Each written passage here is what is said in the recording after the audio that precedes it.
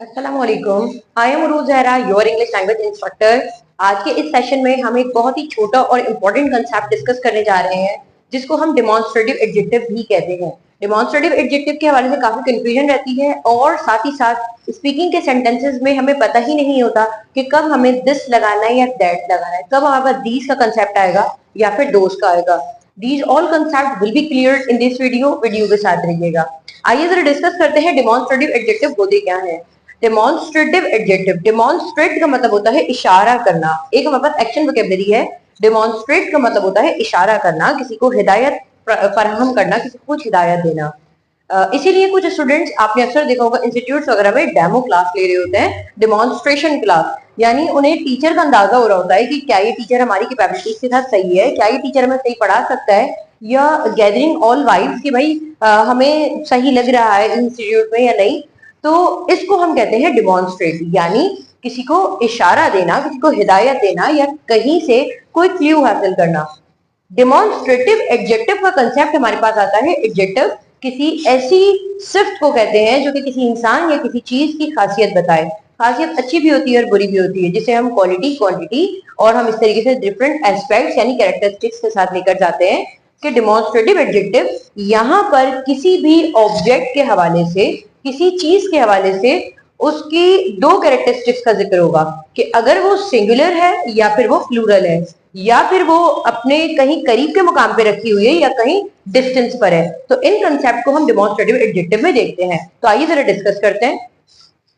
जैसे कि हम देख सकते हैं डिमॉन्स्ट्रेटिव एडजेक्टिव हमारे पास 4 हैं, this, that, these and those. इनका बेसिक कंसेप्ट क्या है और इनका डिफरेंस क्या है, इसको जरा गौर से देखते हैं।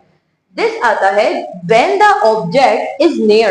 ऑब्जेक्ट से क्या मतलब है, जब भी कोई चीज करीब में रखी हुई हो उसको, यानी हम ऑब्जेक्ट क्या कहते हैं, कोई बेजान चीज है, कोई ऑब्जेक्ट है। बेजान चीज से बड़ा जरूरी नहीं कि यहाँ पे ऑब्जेक्ट से बेजान चीज का ही हो, यहाँ पर हम किसी इंसान की तरफ भी इशारा कर सकते हैं। यानी हमारी फर्स्ट वीडियो में हमने जो डिस्कस किया था, receiver of our action is called object. तो जिसके हवाले से जुमले में बात की जा रही है उसको ऑब्जेक्ट कह रहे हैं। तो when the object is near and singular, जब कोई हमारे पास ऑब्जेक्ट सिंगुलर होगा और नियर होगा उसको हम दिस से बताते हैं।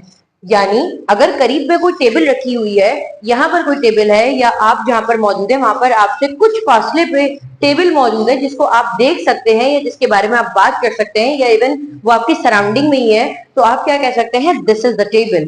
लेकिन सामने वाला इंसान मौजूद होना जरूरी है। कोई आपसे पूछे कि व्हाट इज इट, तो आप क्या कहेंगे, this is a table. Next हमारे पास आता है that when the object is located at distance and singular। when the object is located at distance का मतलब क्या आ रहा है कि अगर कुछ फासले पे मौजूद हो, अगर किसी किस्म के फासले पे मौजूद है लेकिन ये भी हमारे पास सिंगुलर है। फॉर एग्जाम्पल, अब वो ही टेबल जिसके बारे में किसी ने आपसे पूछा था कि व्हाट इज इट, तो आपने कहा दिस इज द टेबल। लेकिन अगर अब यही टेबल दूर चली जाती है तो फिर आप क्या कहेंगे, दैट इज द टेबल।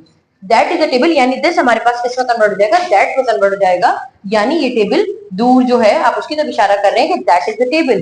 बिल्कुल ऐसे ही अगर आपका कोई दोस्त है, आपकी कोई दोस्त है, अगर वो करीब है तो आप कह सकते हैं दिस इज माय फ्रेंड।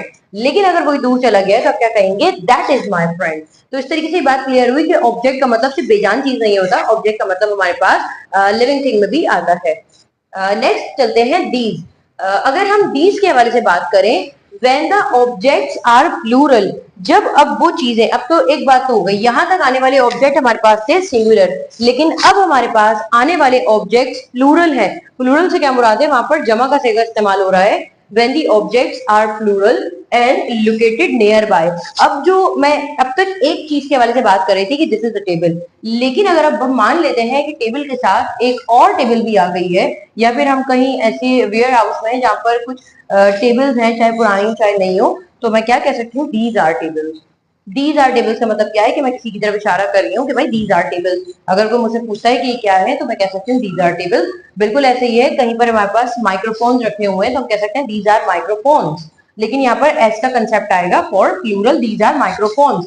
बिल्कुल ऐसे ही अगर एक चेयर है तो मैंने कहा दिस इज द चेयर, लेकिन अगर यही चेयर मुझसे दूर हो गई तो मैंने क्या कहना है, दैट इज द चेयर। और अगर अब 2 चेयर्स हैं या 2 से ज्यादा हैं और वो कहीं करीब पे हैं तो मैं कह सकती हूँ दीज आर चेयर। अब इसी को लास्ट कंसेप्ट के तौर पर देखते हैं कि अभी तक हमने ये डिस्कस किया कि सिंगुलर है और करीब में है तो हमने दिस के साथ बताना है। यही ऑब्जेक्ट जब हमारे पास सिंगुलर में है लेकिन एट सम डिस्टेंस है तो हमने दैट बताना है। जब प्लूरल ऑब्जेक्ट्स हैं और हमारे पास नियर बाय है तो हमने दीज की तरफ आना है। अब हम डिस्कस करते हैं कि नियर बाय ऑब्जेक्ट्स जो थे यानी प्लूरल जो थे अब वो दूर जा रहे हैं। when all the plural objects are located at some distance, कि अब हमारे पास प्लूरल ऑब्जेक्ट्स जो हैं वो किसी खास फासले में मौजूद हैं। when the plural objects are located at some distance, अब यही जो चेयर्स थी अब मैं आ जाती हूँ वेयर हाउस से बाहर और अब मैं कहती हूँ those are tables। अब जो ये मेरे पास चेयर्स थी मैं बाहर आ जाती हूँ, मैंने कहा those are chairs। तो हमने जब ये बात कही कि जब हम वेयर हाउस में मौजूद है, चाहे वेयर हाउस वो चेयर्स का है या टेबल्स का है, तो हमने ये बात कहने की कि भाई जब तक हम वहां पर मौजूद थे उस पोजीशन में मौजूद थे और हम उन टेबल्स का और उन चेयर्स का जिक्र कर रहे थे कि दीज आर टेबल्स, लेकिन अब हम बाहर आ गए ना तो हम क्या कह सकते हैं दोज आर टेबल्स। बिल्कुल इस तरीके से हम इसकी कुछ एग्जाम्पल्स भी हैं उनको डिस्कस करना चाहेंगे। This is a car, this is a car. अब आपने फौरन से समझ लेना है कि दिस इज अ कार का मतलब क्या है कि मैं यहाँ पर किसी ऐसी गाड़ी के बारे में जिक्र कर रही हूँ जो कि करीब में है। This is a car.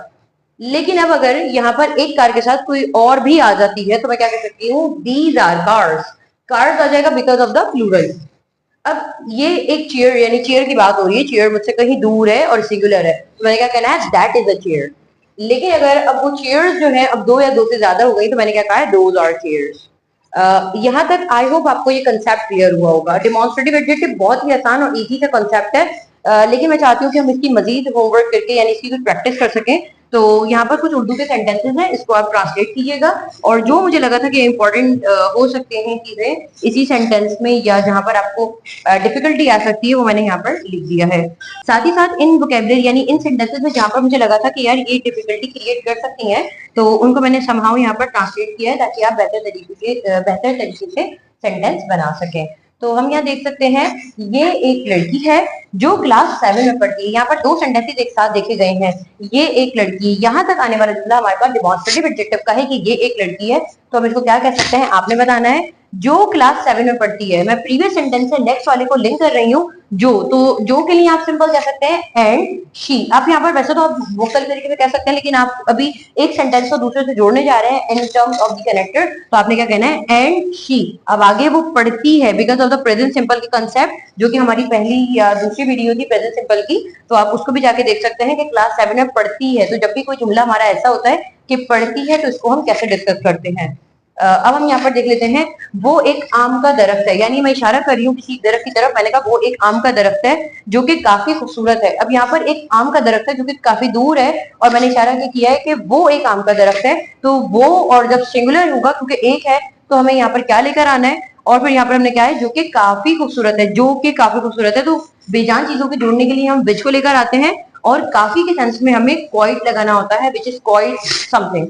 Okay, अब हम आगे देख लेते हैं ये कुछ दोस्त हैं। अब ये से मुराद यहाँ पर समझ आ रहा है कुछ तो इस बात क्लियर हो गई है कि we are in the context of plural कि यहाँ पर कुछ दोस्त हैं यानी ये कुछ दोस्त हैं, तो क्या हो जाएगा आपने बताना है। कुछ को हम सम भी कहते हैं एंड फ्यू भी कहते हैं एंड वो बहुत सारे बर्तन हैं। मैंने किसी खास प्लेस की तरफ इशारा किया, वहां पर बहुत सारे बर्तन रखे हुए हैं तो मैंने कहा भाई वो बहुत सारे बर्तन हैं, तो बर्तन को हम क्या कहते हैं यूटेंसिल्स कहते हैं और इसे पॉट्स भी कहते हैं।